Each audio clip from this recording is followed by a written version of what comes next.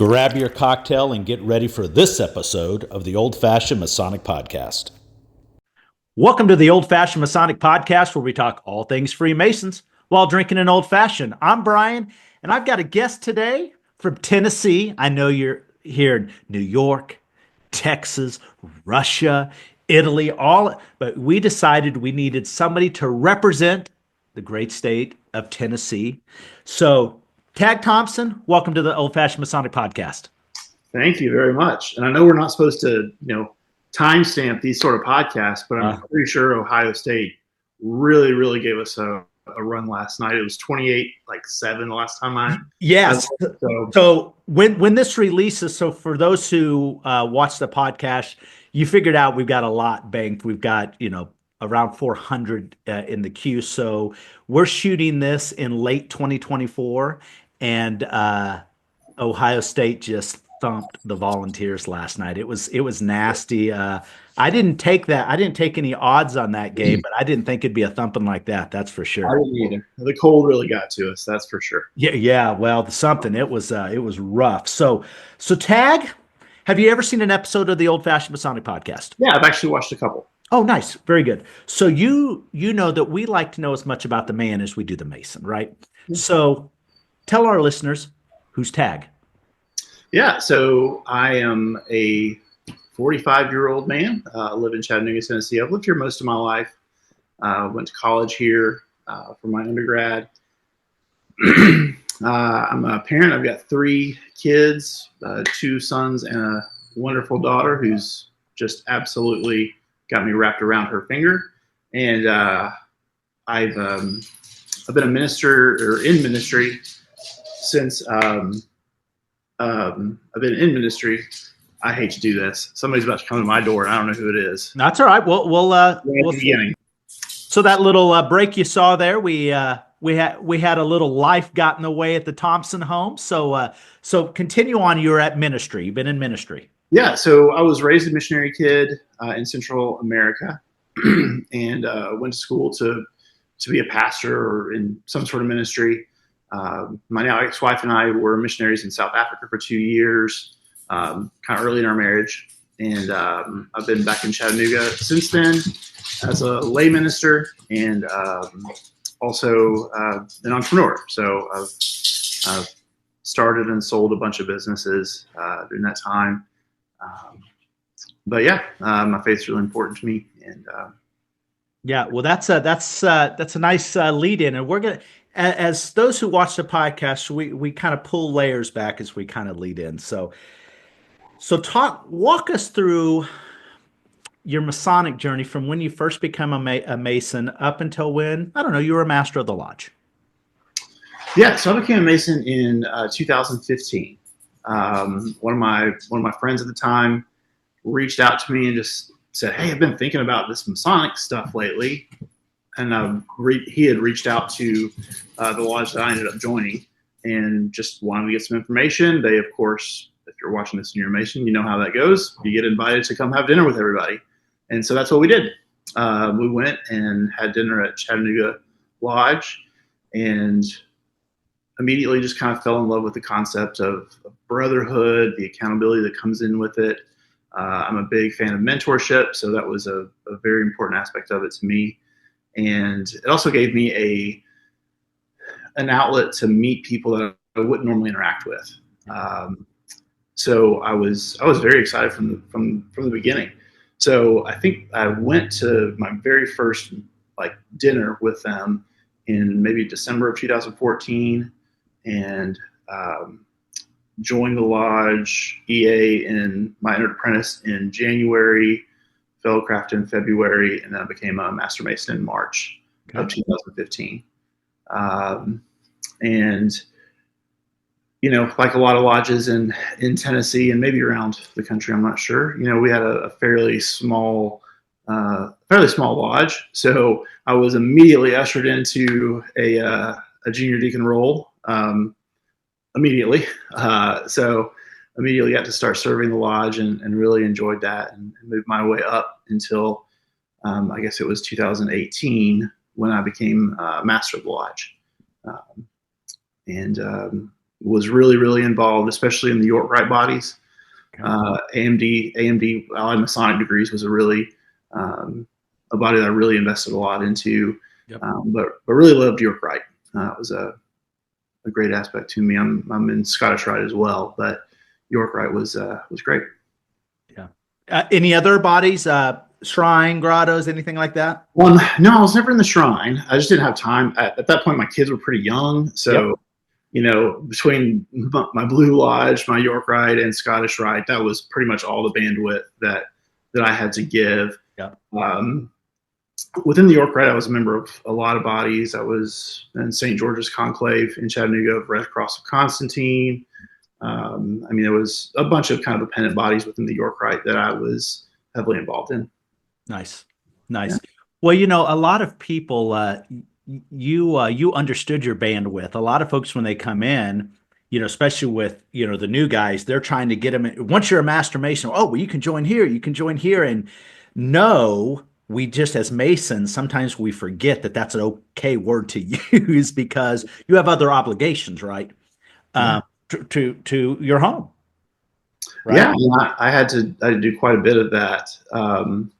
And one of the things I actually kind of regretted saying no to was I was asked to kind of go into the line of the York-Rite for the state of Tennessee, and I just didn't have the bandwidth for that. Even though it was a small, very unimportant role, I knew that the coming years would get more and more responsibility, and I just didn't have the space for it. But yes, it's tough, and I'm very empathetic to those smaller bodies because so many of them, a lot of them, it's just a struggle to even have enough people to open the lodge. Well, and the ones that are there are aging out. Let's just be honest. Yeah. Yep. That's so yeah, there's a new master mason that comes in. Of course, everybody's just, on, teeth. Yep. That's I think it's everywhere, my friend. So at least in the Midwest and the South for sure. So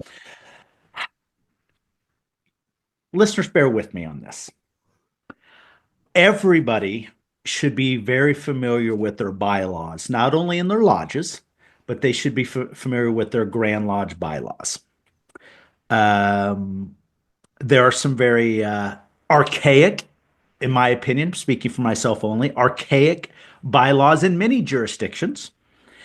And unless there's some sort of a landmark or anything like that, it's my understanding that members can propose bylaw changes, make bylaw changes, at least in the jurisdictions that I'm involved in. So in Tennessee, I'm going to read a bylaw that's in Tennessee.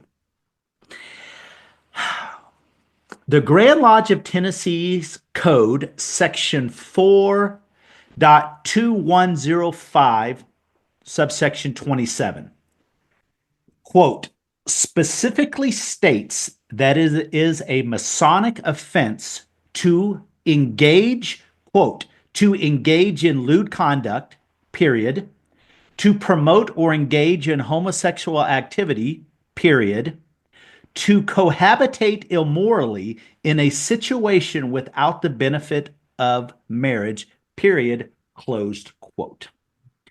You've seen this before, Tag. Did I get that right? Did I read it about right? That sounded 100% accurate. Okay. So I'll continue. So by reading this, right, if one is homosexual, according to this bylaw, they can be expelled in Tennessee. If one engages in lewd conduct, one can be expelled. Define lewd. I don't like ambiguity. That's just me. Or if one cohabitates immorally in a situation without the benefit of marriage, they're subject to Masonic charges. Am I understanding this so far? Yes, sir. Okay. So I'm going to ask you this. Did you engage in any lewd conduct? Right? No, sir. You didn't engage in any homosexual activity? Nope. Okay. Did you cohabitate immorally without the benefit of marriage while you were a Mason? I did not. Okay. So, okay. All of this lead-in is, Tag, tell us a story why you got Masonic charges and you were dealt with in Tennessee the way you were. Yeah, thanks for asking. So it was I was the last master of our Chattanooga Lodge that could actually have meetings before COVID. So on my way out, that's when COVID hit. So I think the incoming master, he might have had one, maybe two meetings before just everything got shut down. Right. So and then the first evening that we were actually able to have our stated meeting and meet together in our lodge, I showed up. It was actually the first meeting that I had been to since as a past master, very first one. Right. In Tennessee, or at least in our lodge, it's kind of a tradition. The outgoing master, you kind of want to fade back into the background for a little bit. Usually, you don't go to the first few meetings, just to let the new master, get 100% of the attention and control and everything. So I hadn't been to a meeting in well over a year, and so I showed up to the meeting. Very excited. I got to sit over, on the south side of the lodge here in Tennessee, and poke fun at everybody and him and Hall, like all past masters do. It was really fun. Get a little grumpy if you want to. I complain about everything. It was great. So we had some guests that evening that were unexpected. One of them was our district chairman, which he did not visit our lodge often. There was some kind of political infighting that happens in a lot of lodges, in a lot of districts. Shocker. I know. In ours. So we didn't see him very often at all, but he was there, and I was great with it. He stood up kind of in the beginning and was raising money for a charity that he's involved in. And, I contributed, our lodge contributed to that. And then at the very end of the meeting, he stood up again and delivered charges against me for violating this specific aspect of our penal code. And you were totally blindsided. Completely. I had no clue. I'm more of a person, if you have an issue with somebody or if they've done something, you go to that person and say, hey, that's not. That's absolutely. That's what a man should do. Yeah. So I was completely blindsided. I was so excited about being there as a past master and all that, hoping that they would elect me Tyler so I could sit outside, it was the whole thing. So, I was completely blindsided. I had no clue. I'm not a gay man. At the time I was married to my wife, and I've never had any sort of issues with any sort of lewd behavior. And I agree with you. That's way too broad the term. So I had no reason to believe that charges would be brought against me. And I'm not sure how much of my history with this particular issue you want me to go into, but I do have tell your story. Yeah. So let's back way up to when I became a Master Mason. Actually, right before I became a Master Mason was our annual meeting, in our statewide annual meeting. And this was, if you followed Freemasonry at all in Tennessee, you'll know that 2015 was a very tough year. That was the last time that they tried to remove that section of the penal code. And it made national news. It was my first time actually going to Grand Lodge. And I'm walking past CNN and MSNBC and, all these things. They had a really big kind of we got national attention for it. Mm-hmm. And I'm a progressive, in life. I definitely believe that people have the right to marry who they want to and love who they want to. And when I became a Mason, I had no clue that this was actually in the penal code, because they don't give that to you. They really never give it to you at all. You have to go find it or know that it exists. So that was a huge shock to me when I found that out, and I actually tried to demit after I found out that was something. Well, after Grand Lodge, when the proposal failed, so it the code actually stayed in. I tried to demit, but I had some other kind of people in my lodge and in other lodges who said, hey, look, hang around for a while.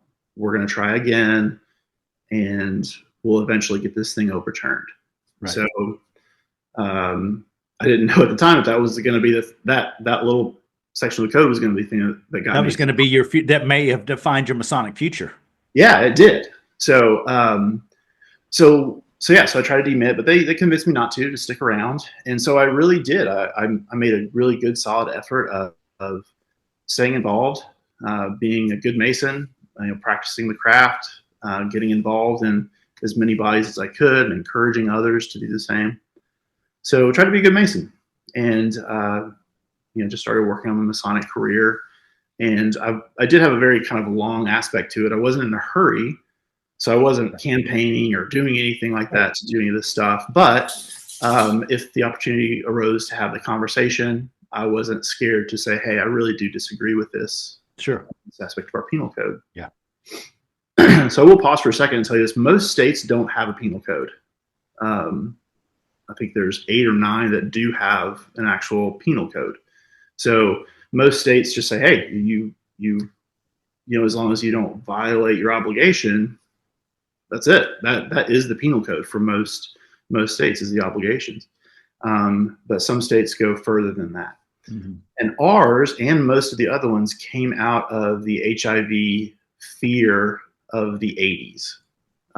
If you look back at when this stuff got put into the code, almost every time it was in the 1980s when HIV was terrifying. Nobody knew what it was, but they knew that gay people were front and center in this. So they were terrified, which is why when you look at our code, you can tell it's not just are you gay, it's are you lewd?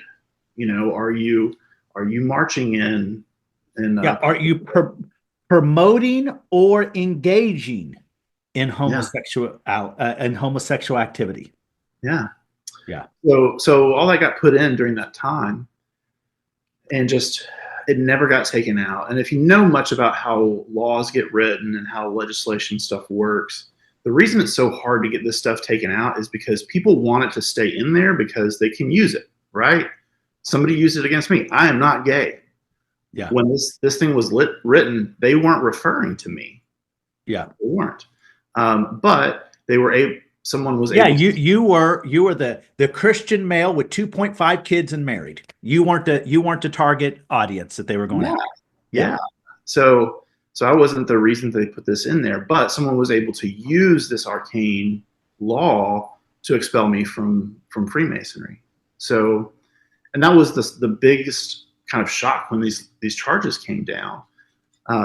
Was like, this is the one they picked, like this one. So what happened was around this time,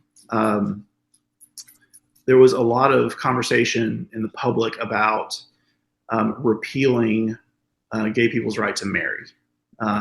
They had just elected or just, put in a few new Supreme Court justices that were very wishy-washy on the issue. So a lot of my gay friends were getting concerned that, hey, some of them were already married. They were worried, hey, are they going to reverse this? What's going to happen? So there was a lot of fear going around within that community. And so I made a really simple Facebook post. I just said, if there's anyone out there who is who's gay and afraid that they won't be able to marry the person they love, I'm licensed and ordained in the state of Tennessee, and I'd be happy to perform your wedding. That was my post. And again, I made the post literally just out of kindness and trying to help people understand that, hey, there's arguably part of your vocation of sorts, right? It's a necessary. I mean, it's one of the very few ordinances that ministers have. We're required to provide, depending on what particular branch you're part of. We're required to provide the Eucharist. We're required to baptize. We're required to perform and officiate weddings. That's one of the very few things that we're actually. This isn't some universal word of life where you're going and getting your certificate in the mail when you fit, I was ordained in a Southern Baptist church. Right. So, right. I wanted to paint this whole story here because some people say, oh, well, anybody can get this. This is a totally different ball game, folks. So if you're and nobody here is promoting anything other than we're telling the story that you need to understand. Yeah. So I was not, it wasn't a word of life. I didn't get this to perform a wedding for my best friend or whatever. Like I performed dozens and dozens of weddings through the years. And again, it was just a regular part of ministry for me. So getting those charges was a huge shock. At first, it was laughable. I mean, we were kind of chuckling at what are they talking about? And then after some more discussion with some of the people in our lodge, and the conversation at the time within our lodge was, hey, we're just going to drop, like, we'll bring these charges in, we'll drop them and be done. That's it. But after some thought, I really saw it as an opportunity for me to say, hey, you guys put this arcane law in there. You're refusing to take it out. Let's see if you'll sleep in the bed that you're making. Like, let's see if you'll actually be willing to take this all the way and do it. So essentially call in their bluff, so to speak. Pretty much. I didn't think they were bluffing. Like, I knew they were very serious about it. But I felt like the time was right. And I felt like this was an opportunity that's not going to come along very often. Yeah. So I said, okay, like, if that's what you think, then we should actually do this thing. So so I asked the state, the Grand Lodge, to actually perform the trial instead of our lodge, which they have to accept. I mean, it's not, they could have dropped the charges immediately, which is what we would have done, but they proposed a trial, and about a month later, we had a trial. And I'll be honest with you, I was like 50-50 as to how things were going to work out. Okay, fair. So from what we had, the way we had tried to see, like, what are these charges even mean? The only thing we could come up with, which ended up being their standing, was by saying that, I was promoting homosexuality.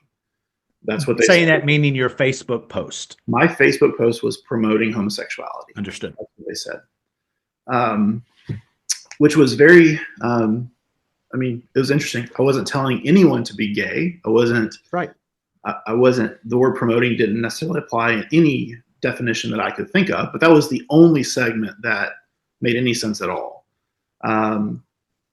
So we had trial. It was about 4 hours long, and about 10 minutes into it, I knew that it was done. There was no chance I was going to get out of there with an innocent verdict. Just because Did you represent yourself, or did you have a brother that was your counsel for you? Yeah, I had a brother he's a member of our lodge. I mean, an incredible man that I love very, very much. He was head of jurisprudence for a while. I mean, he was a very, very, he knew what he was doing. So you had some horsepower. Okay. Sure did. I mean, and a very, his Masonic credentials were very, very good. I mean, I couldn't have really picked somebody better. I like it. Okay. So, but I knew, and even he leaned over to me, you know, before we even hit the half-hour mark, and said, hey, this is not what we thought it was going to be. There was a good portion of it where they were still trying. They were trying to actually say that I was gay at some points. They took some Facebook posts that I had from years earlier that were taken out of context, where I was kissing. I kissed some of my male friends on the cheek that came to like a celebration for me. And I've seen hundreds of these photos across Masonry in general. You know, yes, you're out somewhere. Yeah. Okay. Yeah. And so anyways, it was a callback to something that I had actually talked about, you know, in the Bible, where we're commanded to meet a brother with a kiss, you know? So so they took some of those pictures that were online and actually said, hey, you're actually gay, because of those pictures. And that caught us completely off guard, that they even would suggest that from those sort of pictures. But even toward the very end, even after 4 hours of my Masonic attorney doing a great job, the panel of 3 master Masons, or past masters, were still thinking that I was a homosexual. Like, even after all of this, even after meeting me, they still thought that that's why I was on trial. So, so that was the trial, and we finished up, and honestly, I knew what was coming. About a week later, I got a guilty verdict, and was actually surprised. I figured I would end up being guilty, but I thought I would get a suspension or reprimand, something like that. But it was expulsion. So a time period, or just not suspended, expelled, done, kaput. Immediately. That's it. So so that was difficult. I was actually leading. I was the master of several different appendant bodies at that point. Yep. I was on the board for our Masonic Temple board. We had just built a brand new facility, and I was on that board. I mean, there was I was heavily involved, and so all that stuff got cut off, because if you don't know how it works, expulsion is considered Masonic death. Like, I am dead. Like, there is no more Tag Thompson. You can't, in Tennessee, you can't appeal it. So there's no appeals process. Fascinating. So that's it. You're done. And that was tough. And then the toughest part for me was how quickly all of my brothers just completely abandoned me. That was tough. I mean, we had been through, with any group of brothers you've had, especially some through COVID, we had been through so much stuff. I mean, divorces, deaths, surgeries. Like, we had been through a high level of really hard times, and we had been there for each other. But they, I mean, just disappeared. Well, because did they feel like they had to? Because here's where a lot of people have confusion. Somebody's watching a podcast now and said, "Oh my God, Bird's talking to somebody who's been expelled." I can talk to any human I want. We're not having Masonic intercourse, anything like that. So read your bylaws, understand what you're doing. So from what the picture that I think I understand is, your boys, your brothers, your pals, all of that, as that happened, they just distanced away and wasn't even like a friend anymore. Yeah, and I still don't know. I have some suspicion. So after the 2015 verdict, when they didn't take that section out, right at the Grand Lodge, right? And I'm going to be careful here. Like, when I swore my obligations, I did swear it to other people, but I swore it to God. So I still haven't violated any of my obligations, and I won't. But after that 2015 verdict, there was some from Grand Lodge. There was some instructions for people to not discuss this with, the media, with the people that weren't Masons, with things like that. So I'm very, very suspicious that there was an edict that went out that said, "Hey, like, don't talk to this guy." I didn't make a fuss. I didn't raise a stink. Right. Didn't even post about it online. Nothing at all. Because at that time, sometimes it's embarrassing. It's a part of your life. And like, oh my God, they rung me up for this. This is crazy. Something I loved and put my time into. Yeah, no, absolutely. So that was really, really tough. Because these were my best friends. I mean, you know how it is. I do. After 3-4 years of being a Mason, the only people are Masons. Right. I say this a lot. I've had friends for 40 years, but my Mason friends for the last 15, 20, it's different. It's just a different bond. And so I get it. And, people that are Masons and they watch this, they understand that bond is crazy, because you do. And then your families, your kids they've got extra uncles and sometimes crazy uncles, and that sucks. Yeah. So I'm suspicious that there was some discussion about, hey, he's Masonically dead. We don't talk to him anymore. Yeah. So I'm suspicious that there was some of that happened, because it is a bit out of character for those guys. Yeah. So yeah, I would say within 30 days after I was expelled, I had zero communication with any of them at the lodge, except for one guy, the attorney that went with me. So that was the end of my Masonic journey. I didn't really, of course, there was some reaction, from me at that time. I didn't want to embarrass anybody. I wanted them to change the rule. Yeah. And then I was completely quiet about it. And then I don't know, maybe a year or so after that, our local Chattanooga paper somehow found out about it, and so they approached me about it, and I thought it was going to be just, you know, a little blurb on page 6 or whatever. Well, it actually ended up being the front page story on Sunday for the Times Free Press. Huge article about it, and I was really surprised that it got kind of even that level of attention, but the Grand Lodge never responded to it at all.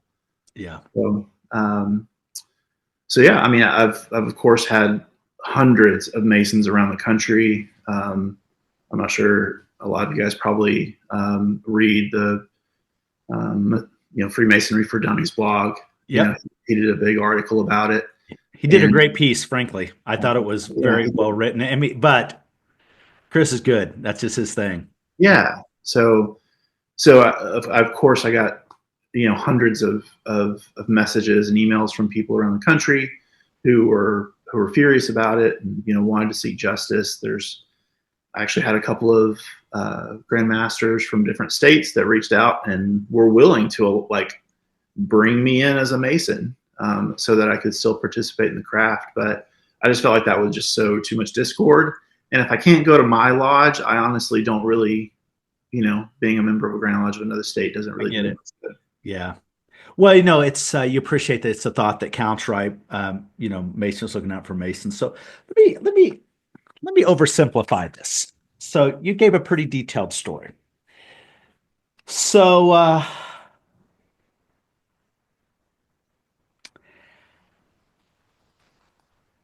we have a law enforcement family, okay? And I know a lot of times, especially newer, younger officers, up to a certain amount of time, they work a lot of what they call part-time jobs.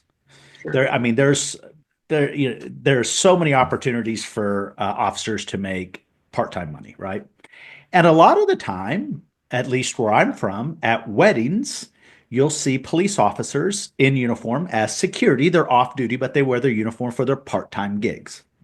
So I'd have to ask the question, we don't know the answer, but I would make this argument under this archaic law that if I'm a police officer in Tennessee and I'm working a part-time job and I'm a Mason at a wedding that's a same-sex wedding, one could probably argue that I have promoted homosexual activity.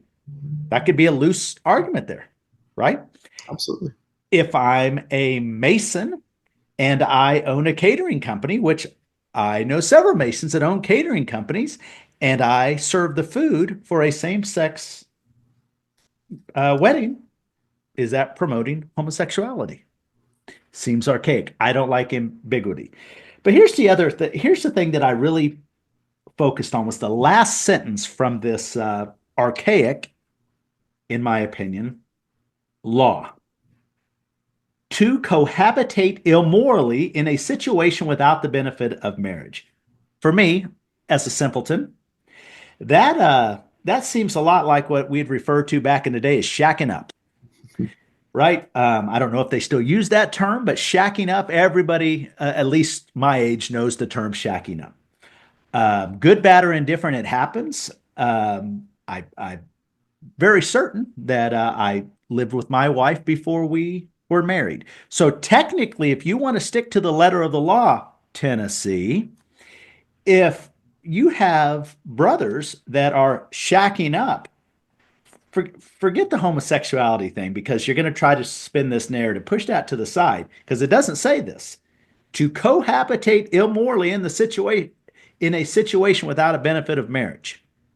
So if you're wielding your sword, I'm just saying, if I'm a Tennessee Mason, forget that. If there's any bylaw in the jurisdiction where I'm at, and I don't like it, I go because we have a right to. I make a bylaw proposal, and if I believed in it strongly enough, I would push that until the naysayers that are against it either aren't Masons or they fade away, and you know, because it's a lot of old school thought process in there. But I want to wrap this with this.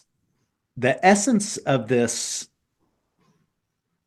episode was not to try to feel sorry for Tag. Because listen, I think his situation sucks. I think it sucks, right? Yeah. It sucks. But the essence of this is you need to know your bylaws in your lodge and your Grand Lodge, because something like this, you can get rung up, because I know there are some bylaws in some other states that are quite racially driven. Mhm. And holy hell, in almost 2025, I can't believe that's even a thing anymore. So, so your Masonic status now is you're expelled. Mhm. I don't know this, but if one day this was changed, there could probably be can a Grand Master after them? Can they say, boom, the expulsion's gone? Can they wave the magic wand and that be gone? Yeah. So yes, a Grand Master can do anything they want to do. I mean, that's kind of the purview of a Grand Master. And in fact, the way it's written in Tennessee, the Grand Master is the code. So whatever the Grand Master says is automatically, he's very much a benevolent dictator and I don't say that in a bad way. Oh, listen, Masonry is not a democracy. We say it on this episode all the time. Yeah. Your vote is the only democracy you have. When somebody comes in after that, the master wields the sword. So that's it. So there's absolutely any Grand Master could call me right now and say, Tag, welcome back. So yes, a Grand Master can do any of that stuff. They can actually change the code if they want to.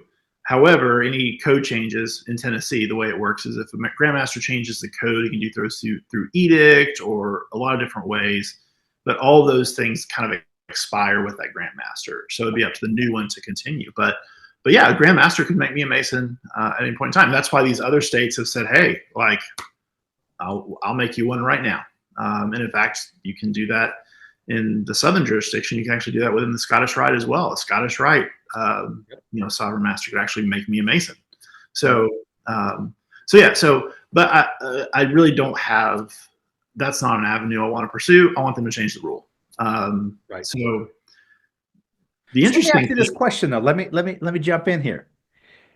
The Tennessee Masons, they fight and they get this rules changed. It's gone.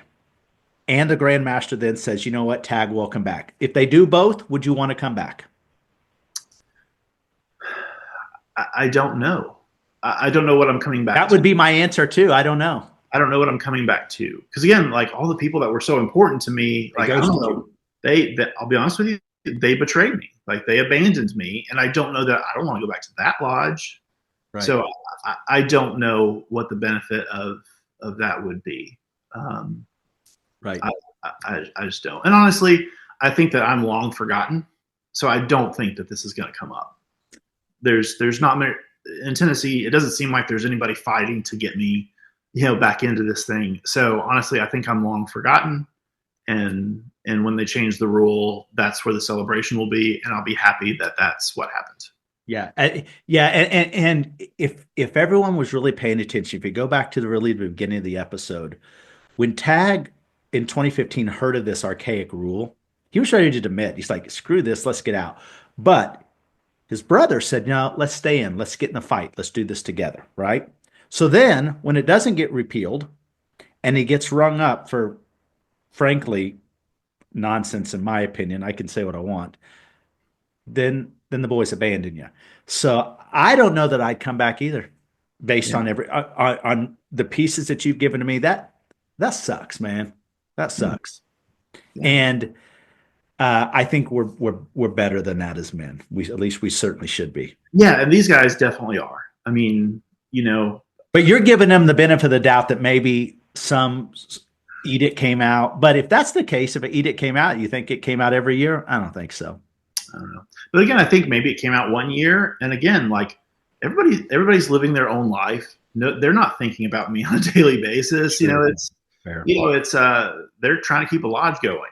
So yeah, probably the last thing. And our lodge we had a couple of really big hits to our lodge. Like politically, it was kind of our section of the state's kind of turn to put our selected person up to be Grand Master, and they were voted out in a very dramatic way the year before this. So we had a couple of really big hits lately, really big dings to our ego, I guess you would say. Yeah. So I have no doubt that they don't have the energy for a fight. They're trying to keep the lodge going. They're trying to figure out how to buy more spaghetti and pancake mix and figure out how to do that. So I just don't think that I'm anywhere near their priority list, and that's fine. They're not anywhere near mine. So sure. It doesn't make it suck any less. And I think the folks listen to this, that we could probably argue all different sides, and this, that, and the other. The bottom line is you need to know your bylaws, folks. Absolutely, because someone can use that against you. I mean, if you think about that last sentence that you brought up, the cohabitate one, it doesn't say move in with somebody. It says cohabitate. And actually, my attorney asked this during the trial. He said, so the way this is written, if a Mason has a woman that he's dating or seeing, and she comes over to his house and they sleep together, sorry, that happens, and they sleep together, and she spends the night. Yep. One time. That's a violation of that code, because she stayed there for one night. She cohabitated in that house for one night. So yeah, these codes, and that's one of the reasons they want to stay it in. And this was the argument that happened in 2015. I remember a man standing up at Grand Lodge, and he says, where is the line of gay people beating down the doors of Freemasonry to get in? Like, why is this law in here? Even if you're concerned about that, even if you don't want them around, right? Where are they? Like, why do we have this rule exactly that applies across the state? And the reason they keep it in is so that they can use those sorts of things whenever they need to. Yeah. Because if they get rid of that, then they can't use it. They've lost one argument. And listen, Tennessee, boys, whether you admit it or not, with your membership, you got some gay dudes in there. I promise you. Every state does. And normally the ones that are pushing hardest against it, I don't know. You're hiding something, boys. Yeah, I mean, I would say every lodge, probably has somebody in there who, has experienced that at some point in the past. So, I mean, it's laughable. If you look back at the 2015 case, the reason that one got so much attention was the two men that were expelled that kind of kicked that whole thing off had essentially funded the entire lodge themselves. And so when they got expelled, they actually were considering a lawsuit against the lodge for kicking them out, because they actually had a lot of damages, financially, because they had contributed so much. But yeah, it's a really sad state. Of course, I haven't actually talked to any Tennessee Freemasons in a while, but they publicly list their numbers and everything every year at Grand Lodge. And so, every year it's 15% decline. I think they said in 2037 there won't be Tennessee Freemasons anymore if we continue to decline by this. So it's a really sad state. And it's such a great organization at these archaic. We've just got to be smart and not use these archaic things to agenda. Dudes and egos, that's the scariest thing in anything in the world. And dudes and egos, it is the biggest enemy of Freemasonry. It really is. Yeah, it really is. Oh. And it really is sad. I love Freemasonry. I still do. I still listen to several podcasts. I love the tenets of Freemasonry. I love the process of it. It was really, really important to me, and really, really important to my spiritual growth. And it was a really hard time, for sure. Yeah. Well, I hate it for you. And if this had went down in our jurisdiction, I'd have bounced, I'd have demit and supported you, in public. And it sucks. But Actually, I wouldn't have admitted. I would have fought the whole time. If they kicked me out, they can't kick me out of this podcast, and I'd have blasted it even harder. So that's just me. So, Tag, thanks for joining the Old Fashioned Masonic Podcast, my friend. Cheers. Of course. Thank you. I don't have my glass, but absolutely. Cheers.